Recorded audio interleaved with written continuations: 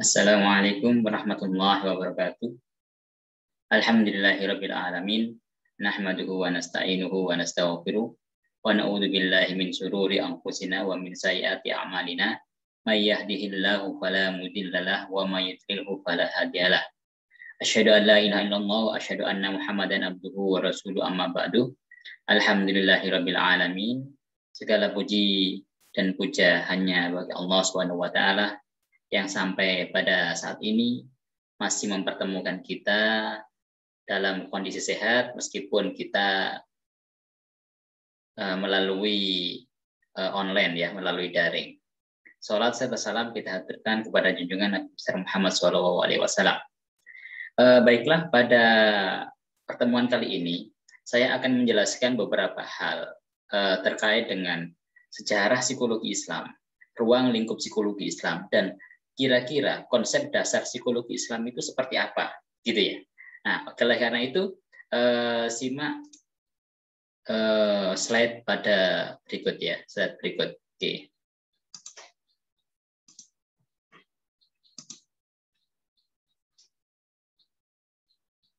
Oke.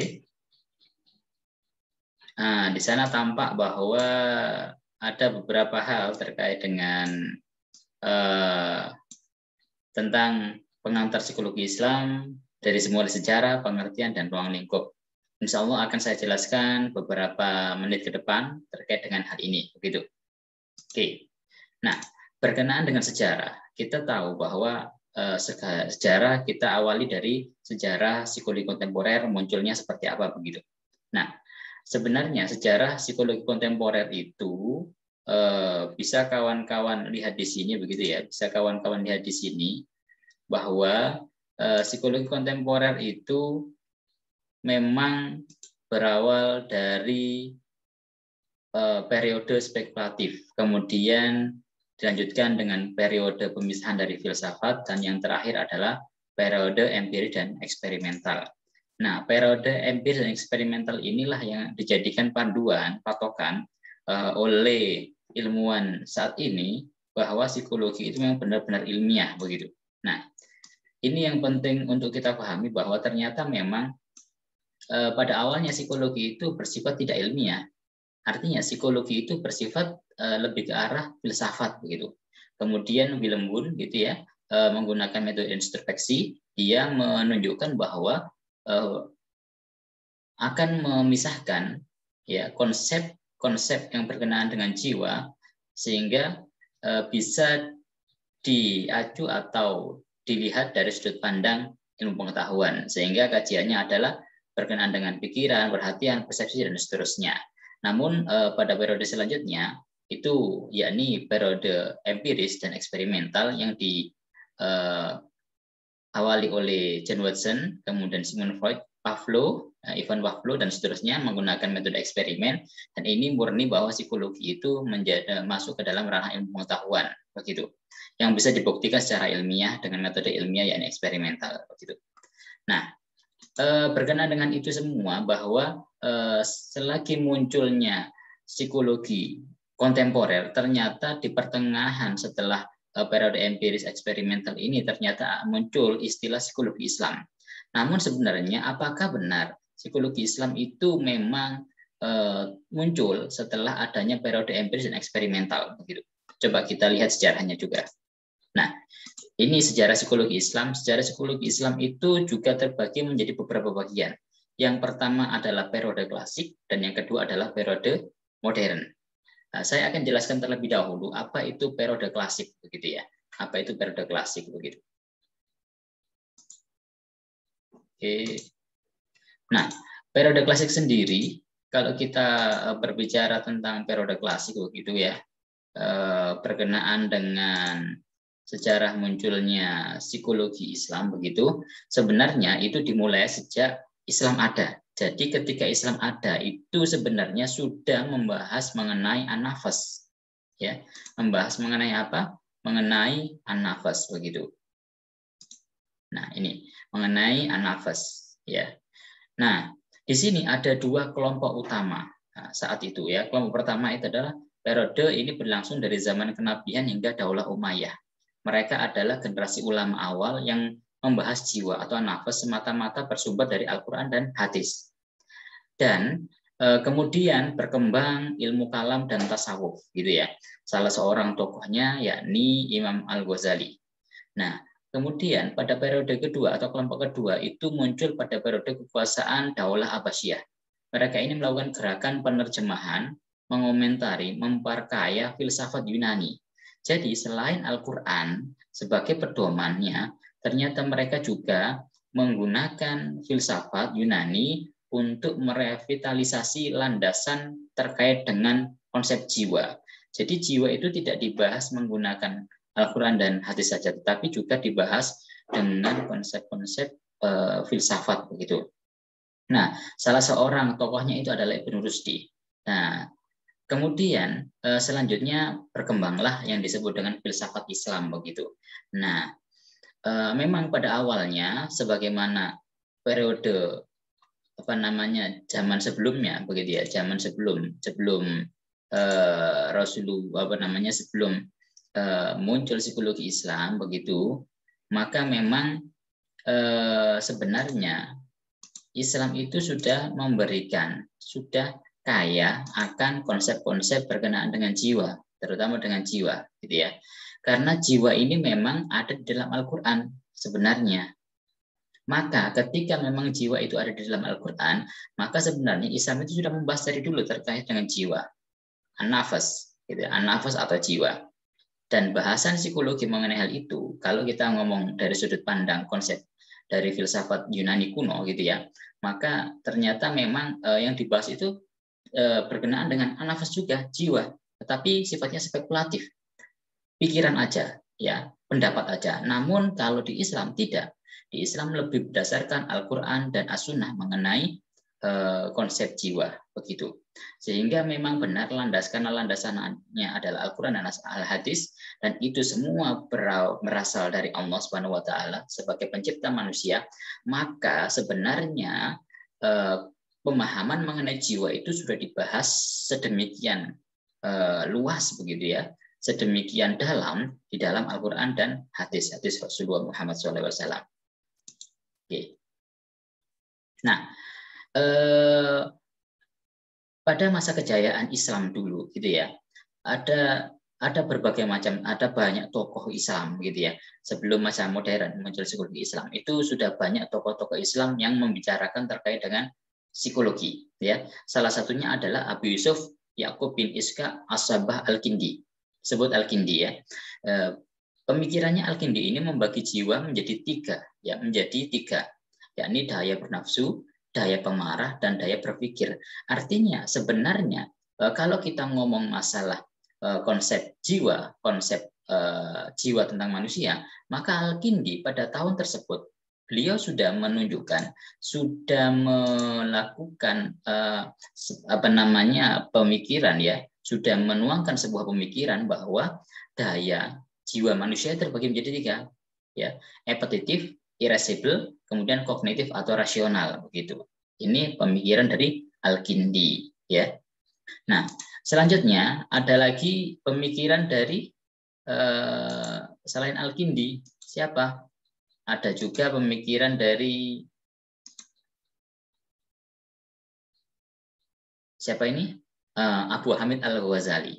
Beliau adalah seorang filsuf dan teolog muslim yang berasal dari Persia dan terkenal dengan Ihya Ulumuddin gitu. Pemikiran Al-Ghazali ini menunjukkan, beliau menggambarkan bahwa manusia itu memiliki empat sifat.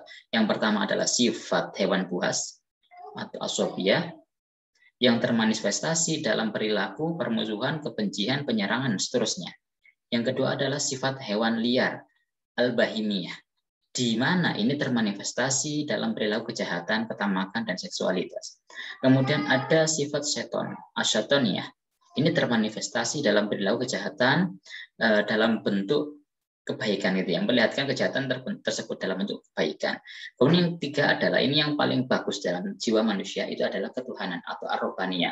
Ini termanifestasi dari cinta, kebesaran, suka, kasih sayang, seterusnya. Itu dibahas oleh Abu Hamid Al-Ghazali atau disebut dengan Al-Ghazali begitu. Ini adalah bagian dari sifat sifat ketuhanan atau ar-robbaniyah. Begitu pula At-Tabari, seorang psikolog gitu ya, yang menguasai bidang kedokteran, beliau juga mengungkapkan terkait dengan ilmu jiwa. At-Tabari menjelaskan bahwa pasien gangguan jiwa sering mengalami halusinasi dan keyakinan yang salah. Tahun itu At-Tabari sudah menyebutkan gangguan delusi sebenarnya. Nah, menurut At-Tabari pengobatan dapat berupa konseling bijak, ya, yaitu caranya dengan membangkitkan kembali kepercayaan diri pasien. Jadi kepercayaan diri pasien itu ditimbulkan kembali supaya apa? Supaya delusinya, supaya halusinasinya itu bisa hilang dari dirinya. Ya, teknik ini terbukti relevan di zaman modern ini karena pandangan ini sama dengan pandangan tokoh psikologi humanistik mengenai konsep psikoterapi. Ya, atau Bahari pada zaman itu sudah memikirkan hal itu. Oke. Kemudian Ibnu Sina. Kita tahu bahwa Ibnu Sina ini adalah seorang tokoh Muslim, terutama di bidang kedokteran. Beliau juga berbicara tentang psikologi ternyata. Dalam pandangan pikirannya mempengaruhi yang luar biasa terhadap fisik. Jadi pikiran itu ternyata, pikiran manusia itu ternyata memiliki pengaruh yang luar biasa terhadap fisik seseorang. Nah, ini biasa disebut dengan konsep kognitif dalam konsep psikologi kontemporer, begitu ya. Kemudian ada pengaruh pikiran terhadap gejala fisik, sakit fisik, yakni psikosomatis, begitu. Ibnu Sina itu sudah menggambarkan konsep ini pada tahun-tahun tersebut, begitu. Nah, kemudian, ternyata pada konsep modern, tadi kita ngomong masalah sejarah klasik, begitu ya. Kemudian kita ngomong masalah konsep modern, ternyata Islamisasi sains yang berawal abad ke-15 Hijriah yang menguatkan semangat umat Islam untuk kembali pada ajaran Islam yang diawali oleh Al-Faruqi, bahwa setiap manusia itu harus menyadarkan pemikirannya dan tindakannya kepada ajaran Islam, begitu. Nah, inilah yang menjadikan munculnya Islamisasi sains yang dulu pernah percaya Islam itu pernah percaya pada masa kejayaannya, begitu, sehingga memunculkan konsep-konsep psikologi, namun tidak banyak dibahas oleh tidak pernah diadopsi atau jarang diadopsi. Bahkan itu akan diadopsi oleh orang-orang di luar Islam untuk membentuk psikologi kontemporer. Namun pada perkembangan selanjutnya, ketika psikologi itu sudah membentuk sebuah ilmu pengetahuan, dan pada abad 15 muncul Islamisasi sains. Ya, nah Islamisasi sains muncul itu karena para ilmuwan ya melihat hal-hal yang merugikan akibat terpisahnya antara sains, teknologi dan agama yang disebut dengan sekulerisme. Sekulerisme itu memisahkan antara sains dengan agama, tapi Islam enggak. Ternyata Islam itu menggabungkan antara agama dengan ilmu pengetahuan, sehingga antara moral dengan ilmu pengetahuan itu jadi satu, tidak terpisahkan begitu. Nah, kemudian memandang sains sebagai upaya manusia untuk membuka rahasia sunatullah atau hukum-hukum alam yang memang itu adalah ayat-ayat kauniyah yang diturunkan kepada manusia supaya manusia itu melihat, memperhatikan sekelilingnya supaya apa? Supaya imannya itu bertambah. Nah, sehingga ketika muncul seperti ini, akhirnya muncul juga yang disebut dengan Islamisasi psikologi, pada hakikatnya merupakan pemikiran untuk menjadikan wawasan Islam, Al-Quran dan As-Sunnah mengenai manusia sebagai landasannya, gitu ya. Nah, ini berkenaan dengan corak psikologi Islam atau citra atau wawasan atau konsep tentang psikologi Islam, ya. Oke. Nah, lanjut lagi. Nah, pada zaman modern juga ternyata periode modern itu sejak diawali psikologi Islam itu muncul pada tahun 50 ya. Di Amerika Serikat muncul gerakan psikologi Islam ini di Amerika Serikat tahun 50. Gerakan ini muncul karena dorongan adanya tuntutan nyata untuk mengatasi krisis yang dihadapi umat manusia. Gerakan ini terus berlanjut dan psikologi Islam terus mendapatkan perhatian hingga pada tahun 78 diadakan simposium on Psychology and Islam di Riyadh, Arab Saudi pertama kali ini muncul gerakan ini. Kenapa? Karena ada krisis. Selanjutnya ternyata bahkan International Institute of Islamic Thought (IIIT) gitu ya, yang merupakan sebuah lembaga kajian berpusat di Washington, Amerika, yang mengkhususkan diri dalam Islamisasi ilmu, dalam konferensinya di Pakistan tahun 85 secara khusus merekomendasikan untuk menggali gagasan-gagasan psikologi yang terkandung dalam Al-Quran dan hadis. Nah, Di Indonesia itu psikologi Islam juga dapat ditandai dengan terbitnya jurnal pemikiran psikologi Islam, yakni jurnal Kalam dari Universitas Gadjah Mada. Kemudian Simposium Nasional Psikologi Islam di Universitas Muhammadiyah Surakarta dengan itu. Dan inilah perkembangan dari adanya psikologi Islam yang sudah ada sebenarnya dalam khasanah keilmuan klasik oleh ulama-ulama terdahulu begitu. Nah, sebenarnya kalau kita ngomong masalah psikologi Islam internasional memang sudah ada ya sejak tahun 50 tadi di Riyadh. Kemudian pada selanjutnya setahun sesudah adanya kegiatan di Riyadh gitu ya. Kemudian di Inggris terbit sebuah buku kecil yang fenomenal banget begitu. Judulnya The Dilemma of Muslim Psychology yang diterbitkan yang disusun oleh Malik Badri. Malik Badri ini pernah ke UMSIDA untuk memberikan seminar internasional begitu ya.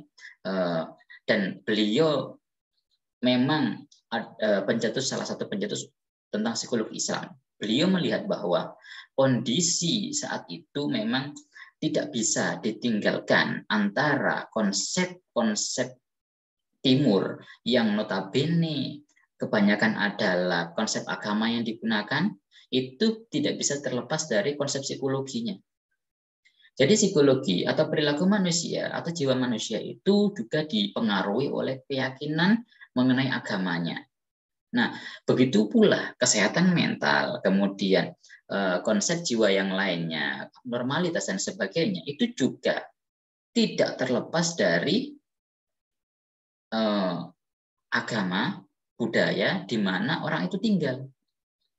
Maka banyak sekali ketika saat itu, The Dilemma of Muslim Psychology ini, ketika Malik Badri mengatakan bahwa ternyata memang banyak sekali gitu ya, banyak sekali ketika orang-orang barat, ketika sarjana Muslim dari barat kemudian masuk ke wilayah Asia, wilayahnya sendiri begitu, kemudian menerapkan konsep-konsep barat, ternyata banyak yang gagal, banyak yang mengalami hambatan. Kenapa?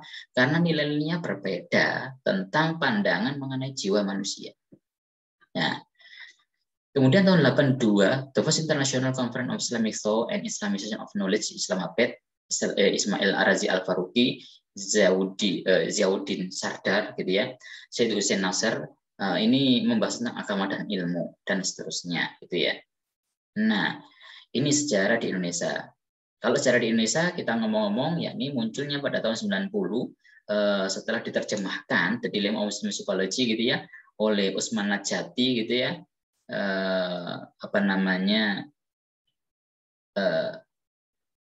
Maka muncullah, berkembanglah psikologi Islam di Indonesia, mulai berkembang, mulai muncul, ya, mulai sadar bahwa agama, terutama agama Islam saat itu memang mayoritas di Indonesia, ini menjadi pegangan utama yang mempengaruhi gejala psikologis yang terjadi pada diri orang Indonesia sendiri.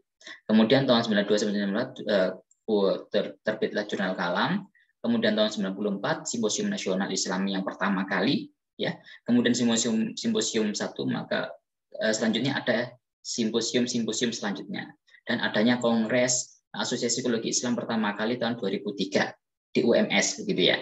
Nah, inilah munculnya psikologi Islam di Indonesia, dan di UMSIDA pada tahun 2013 berkenaan dengan tema pendidikan karakter berbasis psikologi Islam untuk melaksanakan nasional itu.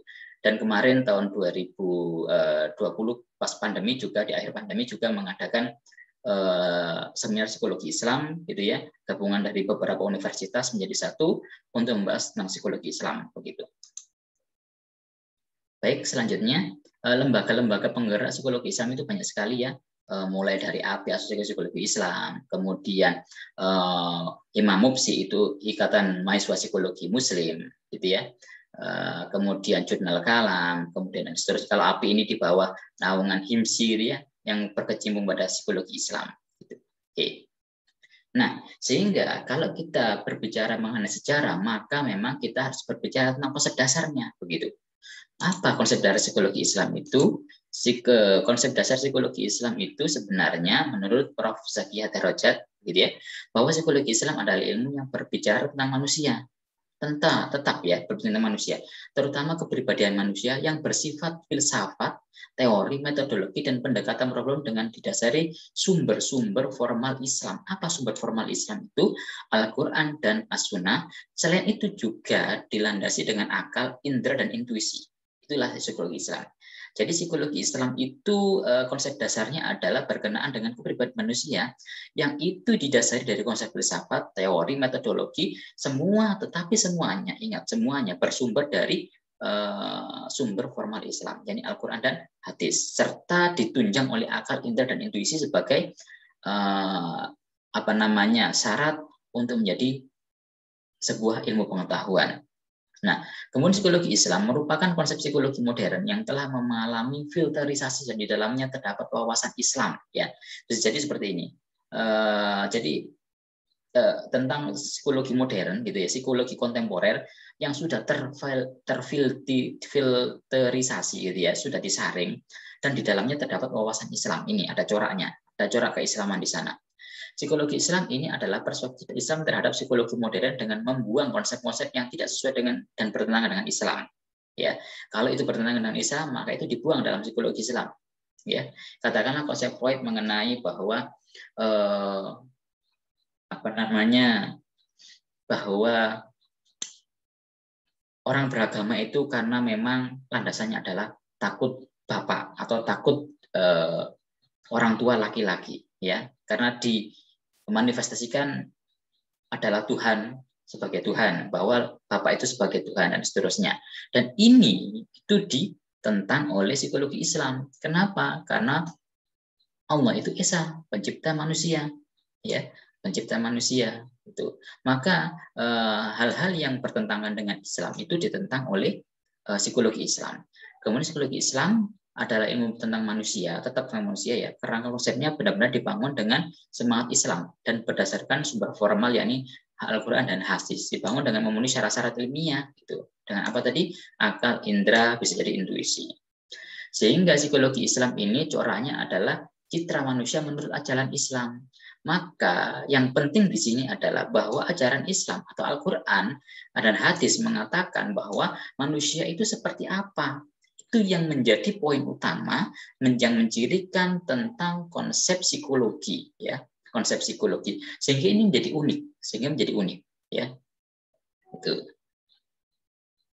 Oke. Kemudian menurut Mujib dan Muzakir, psikologi Islam itu adalah kajian Islam yang berhubungan dengan aspek-aspek dan perilaku kejiwaan manusia. Kalau ini malah kajian Islam, ya, bukan kajian jiwa, tetapi bukan kajian perilaku, tetapi kajian Islam yang membahas tentang kejiwaan manusia, perilaku manusia, ya. Agar secara sadar ia dapat membentuk kualitas diri yang lebih sempurna dan mendapatkan kebahagiaan di dunia dan akhirat. Sehingga Islam itu menekankan adanya kebahagiaan dunia dan akhirat. Sehingga perilaku manusia, ya, menurut konsep Islam itu harus mengarah ke sana, kebahagiaan dunia dan akhirat, begitu. Oke, sehingga ada tiga hal utama di dalam konsep menurut Mujib dan Muzakir. Pertama adalah bahwa psikologi Islam merupakan salah satu dari kajian masalah-masalah keislaman yang memiliki kedudukan yang sama dengan disiplin ilmu yang lainnya seperti ekonomi Islam dan seterusnya, ya. Yang intinya adalah corak keislamannya itu tampak, cara pandang, cara berpikir, paradigma dan aliran itu juga bercirikan Islam, gitu. Yang kedua adalah bahwa psikologi Islam membicarakan aspek-aspek dan perilaku kejiwaan manusia. Tidak hanya mengkaji perilaku kejiwaan, psikologi Islam juga membicarakan apa hakikat jiwa sesungguhnya. Menurut Al-Quran, jiwa itu apa sebenarnya menurut Al-Quran, ya. Kemudian bahwa psikologi Islam itu bukanlah ilmu yang netral etik, sebagaimana ilmu kontemporer itu adalah psikologi itu netral etik, tapi psikologi Islam tidak. Kenapa? Karena psikologi Islam itu tidak terlepas dari etik, yakni syarat dengan etik, yakni apa etiknya? Yakni berdasarkan Al-Quran dan As-Sunnah. Ya, ada etik di sana, ada etika yang dibangun di sana. Sehingga tujuan hakiki psikologi Islam adalah merangsang kesadaran diri agar mampu membentuk kualitas diri yang lebih sempurna untuk mendapatkan kebahagiaan hidup di dunia dan akhirat, begitu. Sehingga yang membedakan ruang lingkup psikologi Islam itu dengan psikologi kontemporer, kalau kita ngomong adalah kalau kontemporer itu berbicara tentang dimensi fisik biologi, dimensi kejiwaan, dimensi sosiokultural. Namun di Islam, selain dimensi fisik, dimensi biologi, dimensi kejiwaan, dimensi sosiokultural, tetapi di Islam juga membahas tentang dimensi spiritual. Dan inilah yang membedakan dengan psikologi kontemporer pada umumnya. Ya, pandangan bagi psikologi kontemporer karena berbeda dengan landasan yang dipakai. Sehingga landasan ini yang menjadikan tetap ada etik yang di dalamnya. Kenapa? Karena berdasarkan spiritualitas yang itu diturunkan dari Al-Quran dan As-Sunnah. Nah, itulah yang membedakan ruang lingkup di antara psikologi kontemporer dengan psikologi Islam. Begitu, sehingga ini akan mempengaruhi bagaimana cara pandang jiwa manusia, bagaimana akal manusia menurut Al-Quran dan As-Sunnah, bagaimana kepribadian manusia menurut Al-Quran dan As-Sunnah, bagaimana abnormalitas menurut Al-Quran dan As-Sunnah, bagaimana kesehatan mental, bagaimana psikoterapi, dan lain sebagainya, itu dikonsepkan gitu ya, berdasarkan 4 hal ini, dan terpenting adalah spiritualitas di sini sebagai pandangan utamanya, landasan utamanya adalah Al-Quran dan As-Sunnah. Oke, demikian apa yang bisa saya sampaikan. Terima kasih. Mohon maaf jika ada salah kata. Bila taufiq wal hidayah, waridul inayah. Wassalamualaikum warahmatullahi wabarakatuh.